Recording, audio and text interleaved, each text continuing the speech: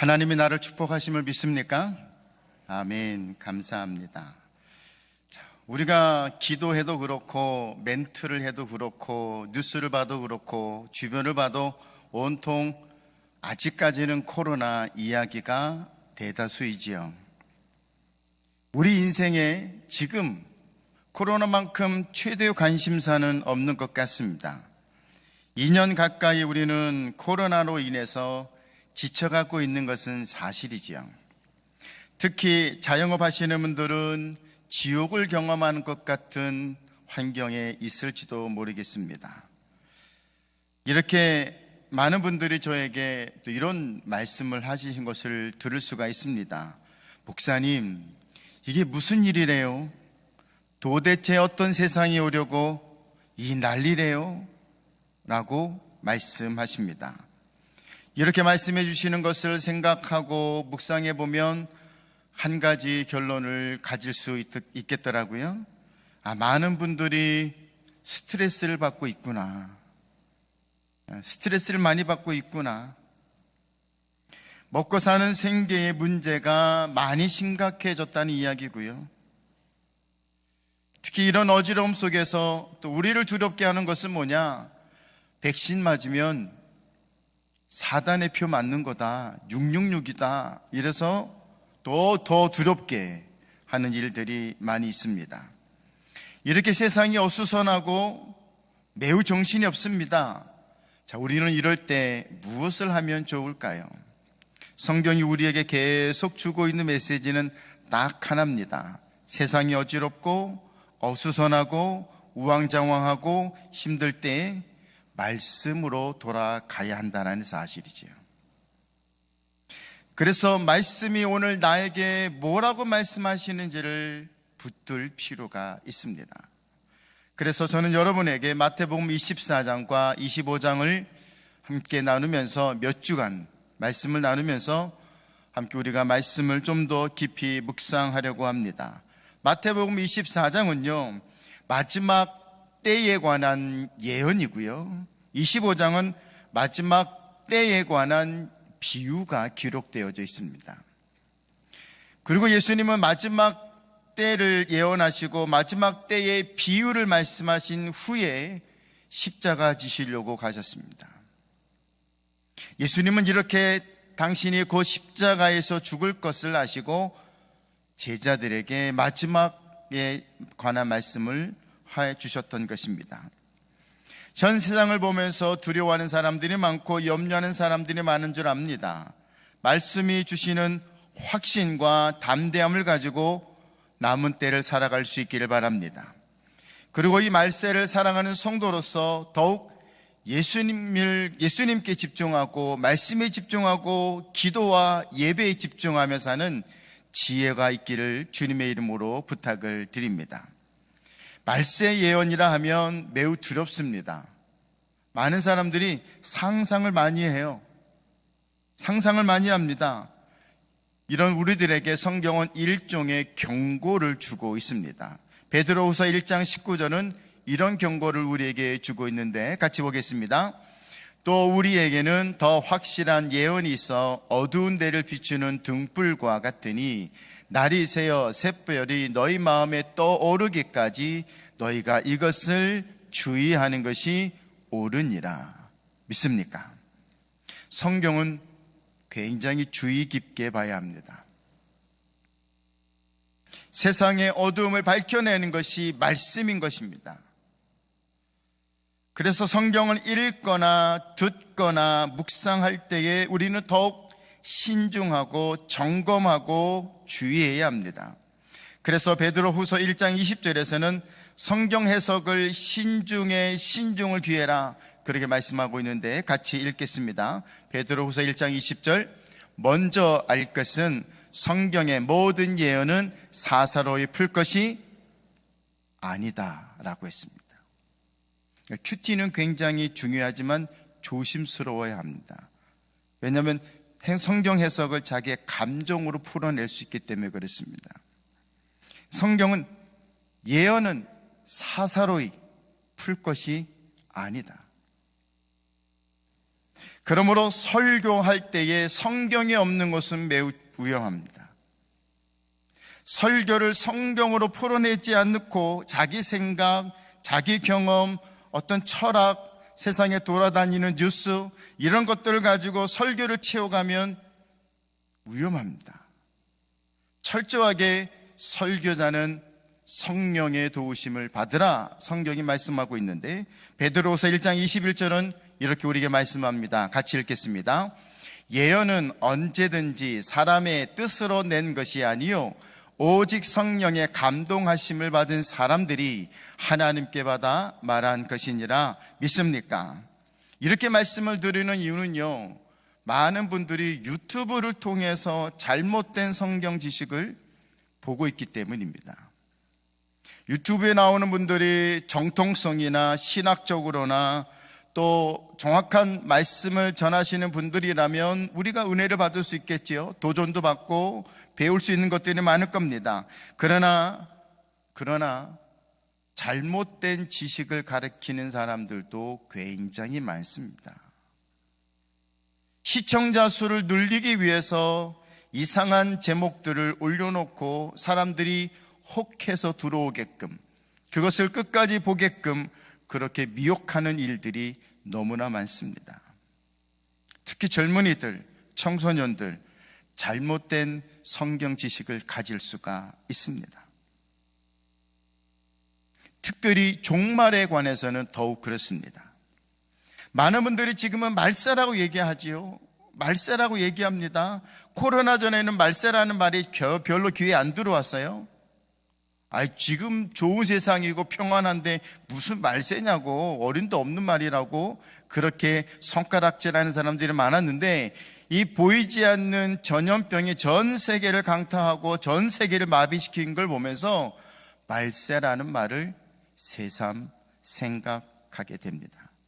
자, 그렇다면 우리가 오늘 묵상할 것은 이런 시대를 살아가고 있는 그리스도인들은 무엇을 바라봐야 하는 것일까 라는 것입니다. 다가오는 세계가 어떤 세계인지는 모르겠지만 다가오는 미래를 어떻게 바라볼 것인가 라고 하는 것입니다. 오늘 성경이 우리에게 제시하고 있는 세 가지를 함께 묵상하려고 하는데, 첫 번째는 이 마지막 때에 들려지고 보여지고 나타나는 현상들이 있습니다. 예수님의 제자들이 다음과 같이 예수님께 질문을 했지요. 3절 말씀 보겠습니다. 3절, 예수께서 감난산 위에 앉으셨을 때에 제자들이 조용히 와서 이르되 우리에게 이르소서 어느 때에 이런 일이 있겠사오며 또 주의 임하심과 세상 끝에는 무슨 징조가 있사오리까? 아주 먼 옛날이나 지금이나 앞으로도 사람들의 관심은 변함이 없을 것입니다. 그것은 때와 징조입니다. 말세의 때와 징조죠. 우리들의 오늘 관심은 말세에 일어나고 있는 때, 언제, 어디서, 어떻게, 이것에 관심을 갖고 있는데, 이런 관심을 갖고 있는 우리들에게 예수님은 굉장히 명쾌하게 말씀을 해주고 있습니다. 4절 말씀 보겠습니다. 예수께서 대답하여 이르시되 너희가 사람의 미혹을 받지 않도록 주의하라 그랬습니다. 미혹을 받지 마라. 미혹을 받지 마라. 미혹이 많아지는 시대가 말세입니다. 이게 첫 번째 징조입니다. 말세에는 미혹하는 영들이 아주 활발하게 활동을 합니다. 그래서 정통신앙을 흔들어 놓고요, 건강한 교회를 흔들어 놓고요, 방황하고 갈라지고 찢어지게 만듭니다. 아니, 어떻게 정통신앙이 흔들리고 방황할 수 있을까요? 그 이유는 5절 말씀 때문입니다. 5절 읽겠습니다. 많은 사람이 내 이름으로 와서 이르되 나는 그리스도라 하여 많은 사람을 미혹하리라. 미혹하는 첫 번째 주된 주제가 나는 그리스도라라고 말하는 사람들이 많아진다라는 거예요. 이 사실 때문에 정통신앙이 흔들리는 거예요. 그리스도가 눈에 보이는 거예요. 그리스도가 눈에 보일 뿐만 아니라 이상한 일들을 이룹니다. 사람들이 거기에 미혹되는 것이지요. 나는 그리스도라 말하는 사람들이 많이 나타날 것이기 때문에 우리들이 흔들리기 시작합니다. 이게 뭔 이야기 같은가요? 많이 흔들리게 했던 사람들이 있습니다.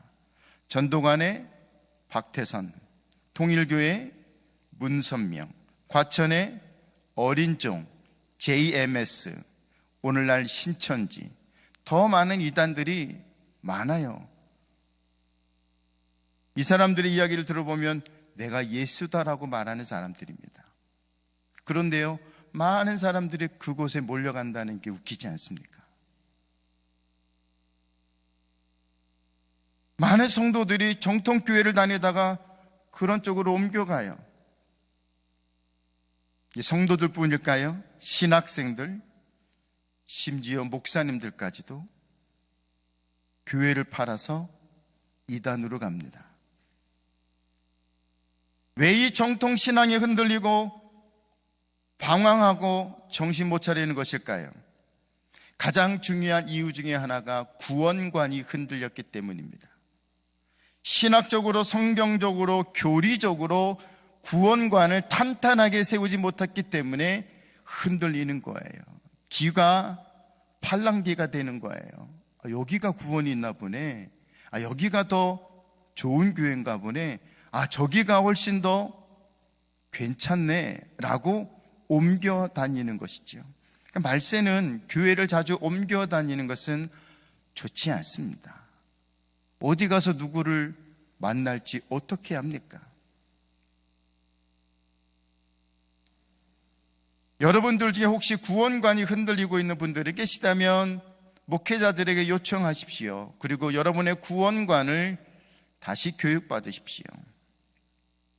성경을 읽으십시오. 두 번째 말세의 징조는요, 난리와 난리, 소문, 폭동이 일어난다고 얘기합니다. 6절 상반절 말씀만 보겠습니다. 6절 상반절, 난리와 난리, 소문을 듣겠으나 라고 했습니다. 세 번째 징조는 민족과 민족, 나라와 나라가 싸우고 경쟁하게 된다라고 합니다. 7절 같이 보겠습니다. 민족이 민족을, 나라가 나라를 대적하여 일어나겠고 곳곳에 기근과 지진이 있겠다라고 했습니다. 국가 간에 서로 경쟁이 있습니다. 지금은 평화하는 것 같지요? 보이지 않는 전쟁이 굉장히 심각합니다. 그게 정치 세계예요. 힘없는 국가는 힘 있는 국가에게 압력을 받습니다. 네 번째 징조는 심각한 기근이지요. 곳곳에 기근과 지진이 있겠다. 여러분, 특별히 이런 부분에 대해서 설명을 드리지 않아도 우리가 그냥 볼 수 있는 것이고 들을 수 있는 것들이지요. 우리가 다 알고 있는 현상들입니다. 그래서 우리가 불안해하고 두려워하고 염려하는 것이지요. 이런 것들이 말세 현상이다, 말세의 징조다라고 우리가 그렇게 알고 있습니다.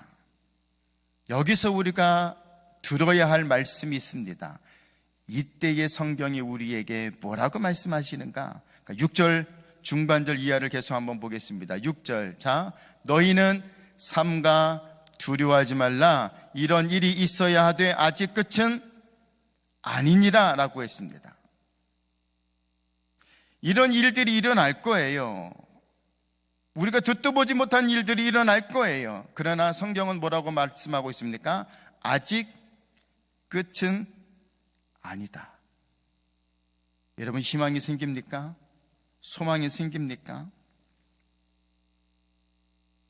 이런 일이 있어야 하지만 아직 끝은 아닌데 8절에 뭐라고 되어 있습니까? 8절은 이 모든 것은 재난의 시작이니라.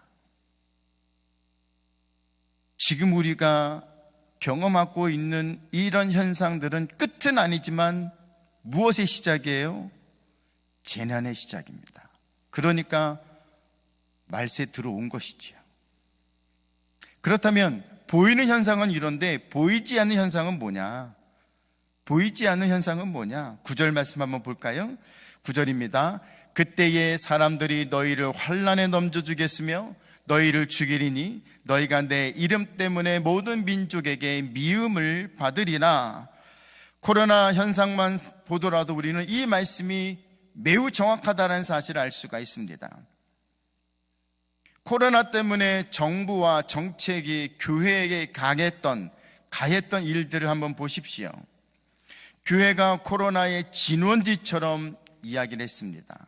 전 세계 교회들은 모든 민족에게 미움을 받았습니다. 성도들이 코로나를 퍼뜨리는 사람들이 되었습니다. 그래서 교회를 폐쇄시키고 교회 문을 닫아버리고 주일날 교회 가는 성도들을 정부기관에 고발해서 경찰이 나와서 딱지를 주고 벌금을 먹여서 또는 그것을 주동했던 사람들을 주동자라고 감옥에 보내는 일들을 했습니다. 그게 정부가 하는 일이고 모든 사람들의 안전을 위한 것이며 평화를 위한 것이다라고 명분을 내세웠습니다. 세상 사람들은 교회를 손가락질하고 목회자를 비판했습니다. 그러면서 이렇게 얘기하죠. 교회 다니는 것들은 지들밖에 몰라. 10절 말씀 보겠습니다. 10절. 그때에 많은 사람이 실족하게 되어 서로 잡아주고 서로 미워하겠으며 인권이니 차별금지법이니 이런 것들이 발의가 되고 법으로 통과된 나라에서는 교회에게 압력을 가합니다. 그래서 총회가, 교단이, 노회가, 교회가 스스로 성경에 위배되는 차별금지법을 채택하고 성경적이지 않는 법을 따라 동조합니다. 만약 이 법에 따르지 아니하면 교회는, 성도는 교회 건물과 통장을 내놓고 떠나라, 이렇게 얘기하고 있는 것이지요. 11절 말씀을 보겠습니다. 11절. 거짓 선지자가 많이 일어나 많은 사람을 미혹하겠으며. 웃기는 것은요, 안타까운 것은요, 교회와 성도들이 성경적이지 않는 일들, 성경적이지 않는 문제를 가지고 서로 싸운다는 것입니다. 목사가 성경을 가르치지 않고 하나님의 법을 따르지 않으니까 교회가 혼돈되는 것입니다. 왜 그러는 것일까요? 성경이 우리에게 이런 현상에 대해서 뭐라고 말씀하고 있는 것일까요? 거짓 선지자가 많이 일어난다 그랬습니다. 하나님의 법과 성경을 따르지 않으면 이것이 거짓 선지자지 않겠습니까? 도대체 오늘날은 예수 그리스도의 이름을 가지고 문제를 일으키고 무리를 일으키고 있습니다. 거짓 선지자들이. 그렇다면 우리는 이런 생각을 할 수 있겠죠. 말세는 교회가 어쩌면 신앙의 안전지대가 아닐 수도 있다 라고 하는 것이지요. 그러므로 말세는요, 목사 잘 만나는 게 복입니다. 믿습니까? 우리 옆에 있는 분들과 함께 고백할까요? 우리는 목사님 잘 만났어요. 한번 고백해 볼까요? 우리는 목사님 잘 만났어요. 믿습니까? 믿습니까? 감사합니다. 여러분, 말세는요, 목사님 잘 만나는 게 중요해요. 거짓 선지자 있잖아요. 가짜 목사 있잖아요. 성경을 가르치지 않고 자기를 자랑하고 성경을 가르치지 않고 자기를 내세우는 이 거짓 목사들, 거짓 선지자들이 많이 있잖아요. 이렇게 보이지 않는 일들 속에서 어떤 결과들이 나타나는가? 12절입니다. 12절 말씀. 불법이 성함으로 많은 사람의 사랑이 식어지리라. 이게 굉장히 큰 특징입니다. 혹시 여러분들은 지금 내가 사랑을 받고 있다라고 느껴집니까? 아니면 공격을 받고 있다라고 느껴집니까? 사랑을 받고 있지 않다라고 느껴진다면 이 말씀이 적용되고 있는 거예요. 사랑받고 있다라고 느껴진다면 감사하십시오. 감사해야 합니다. 불법이라는 단어의 원어의 뜻은 이것입니다. 도덕이 없는 거, 무도덕입니다. 그러니까 불법이 성했다라고 하는 이 말은 어떤 의미가 있는가 하면 모든 일들을 성경적으로 풀어가지 않고 이 세상의 일들을 성경적으로 풀어가지 않고 사회학적으로 어떻고, 인류학적으로 어떻고, 심리학적으로 어떻고, 계산법으로 어떻고, 이런 말만 하고 있는 거예요. 성경적이지가 않아요. 세상의 원리와 원칙을 가지고 세상을 판단하려고 합니다. 그 결과 사람과 사람 사이에 사랑이 식어진 거예요. 멀리 가지 않고 가족만 봐도 그렇죠. 자녀가 부모를 멀리하는 시대가 되었습니다. 부부가 멀어지는 시대가 되었고, 부모가 자녀를 케어하지 않는 시대가 되었습니다. 사랑하면 희생하고 책임지는 것인데, 사랑을 오늘날은 감정으로만 알고 있어요. 결혼할 때 사랑합니다라고 이야기하죠. 우리 교회 안에도 몇몇 커플이 결혼을 했는데 분명히 서로 고백했을 거예요. 사랑합니다. 나랑 결혼해 주세요. 많은 여성분들이 남편에게 확인받고 싶은 거 있어요. 나 사랑해? 나 사랑해? 여러분, 사랑한다라는 이것은 감정이 아니에요. 사랑한다라고 하는 이 말은 책임입니다. 그래서 결혼을 할 때에 내가 당신을 책임질게, 이게 정확한 말이에요. 사랑은 식어져요. 책임은 사랑이 식어져도 책임이기 때문에 지켜가는 것입니다. 저는 여러분들이 우리 토론도 꿈의 교회를 사랑할 뿐만 아니라 그 사랑 가운데 이 교회를 책임질 수 있는 믿음의 성도가 될 수 있기를 주님의 이름으로 축원을 드립니다. 사람과 사람 사이에 이기적인 현상이 나타납니다. 사랑이 식어졌다는 것이죠. 그게 말세 현상입니다. 그렇다면 이 말세를 사랑하는 그리스도인은 어떻게 살아갈 것인가? 오늘 핵심은 여기에 있죠. 13절 말씀입니다. 13절 같이 읽겠습니다. 그러나 끝까지 견디는 자는 구원을 얻으리라. 아멘. 예수님은 두 가지 말씀하셨어요. 첫 번째는 끝까지 견뎌라. 거짓 그리스도가 나타나고 전쟁과 난리, 기근과 종교적 핍박과 고난, 거짓 선지자의 등장과 불법과 사랑이 식어지는 이 말세 때 우리가 해야 할 첫 번째 다짐은 끝까지 견디는 것입니다. 어떻게 견딜 수 있을까요? 가만히 말씀을 묵상해 보면 모든 건 다 사라지고 모든 건 다 없어지지만 남는 딱 한 가지가 있더라고요. 성경 그게 뭐라고 말씀하고 있습니까? 말씀입니다. 변하지 않는 거, 없어지지 않는 거, 하나님의 말씀을 붙들 수 있어야 끝까지 견뎌낼 수 있다. 마태복음 24장 35절은 이렇게 말씀하고 있습니다. 마태복음 24장 35절, 천지는 없어지을지언정 내 말은 없어지지 아니하리라. 믿습니까? 우리는 지금 신앙이 미혹받는 시대에, 믿음이 흔들린 시대에 살고 있습니다.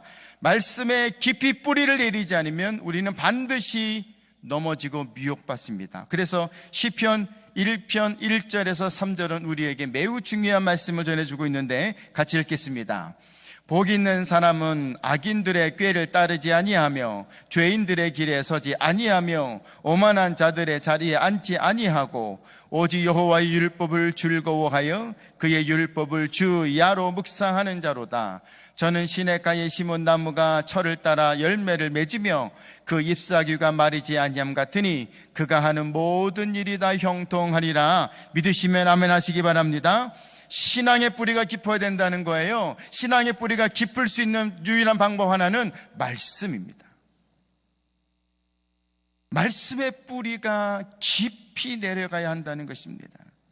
그러므로 사랑하는 성도 여러분, 교회 다니는 것으로 만족하지 마십시오. 예수 믿는 것으로 만족하지 마십시오. 반드시 훈련을 받아야 하는 것입니다. 마지막 때까지 흔들리지 않고 잘 견뎌낼 수 있는 저와 여러분이 될 수 있기를 바랍니다. 둘째는 복음을 선포하는 일이에요. 14절 말씀 보겠습니다. 14절, 이 천국 복음이 모든 민족에게 증언되기 위하여 온 세상에 전파되리니 그제야 끝이 오리라. 아멘. 이 말씀은 뭡니까? 한마디로 예수님 때문에 바쁘게 살라는 거예요. 많은 분들이 바빠서 교회 못 가요 라고 하는데 성경은 거꾸로 얘기하고 있어요. 예수님 믿는 일 때문에 바빠야 된다는 거예요. 말세는 예수 믿는 일 때문에 바빠야 돼요. 교회에 나오는 일 때문에 바빠야 되고요, 기도하는 일 때문에 더 바빠야 될 줄 믿습니다.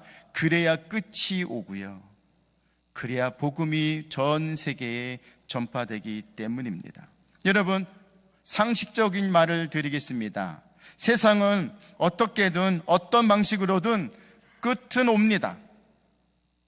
내 인생이 먼저 끝나 끝이 오든 세상이 끝이 나서 끝이 오든 끝은 옵니다. 그지요? 이게 상식입니다. 그렇다면 언젠가 우리가 하나님 앞에 갈 텐데 하나님 앞에서 야, 너는 참 값진 인생을 살다 왔구나 라고 들을 수 있는 근거가 무엇일까요? 복음을 참 잘 지켰구나, 참 잘 교회를 섬겼구나, 말씀을 잘 따랐구나, 말세에 정말 신앙을 잘 지켰구나 라고 들을 수 있는 말씀의 근거는 무엇일까요?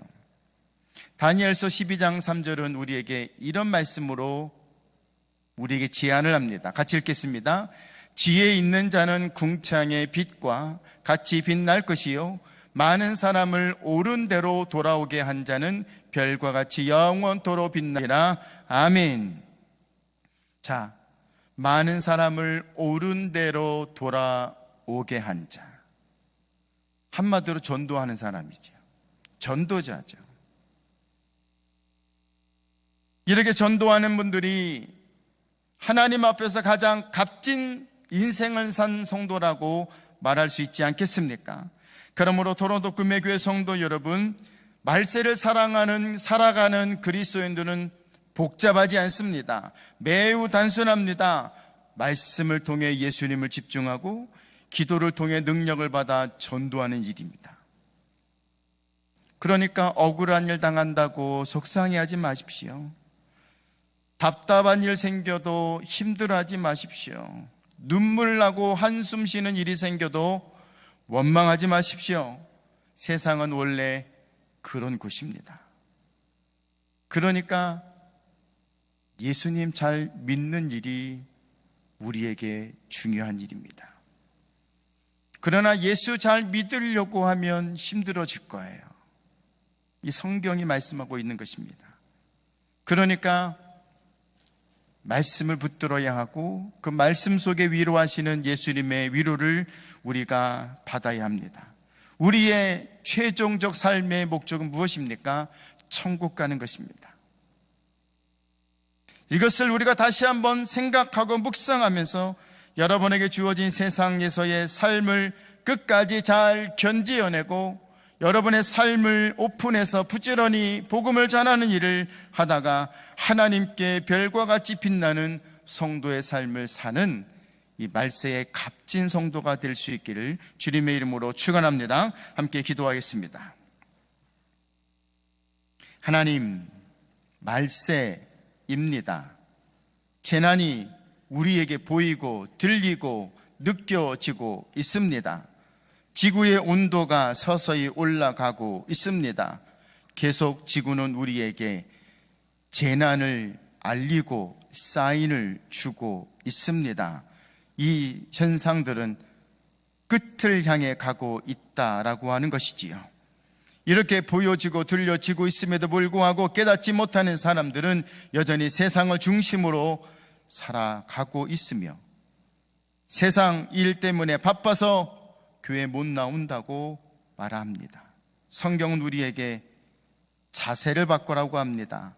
세상 때문에 바빠서 교회를 못 나오는 게 아니라 교회 일에 바빠서 세상 일을 할 수 없도록 해야 한다라고 말씀합니다.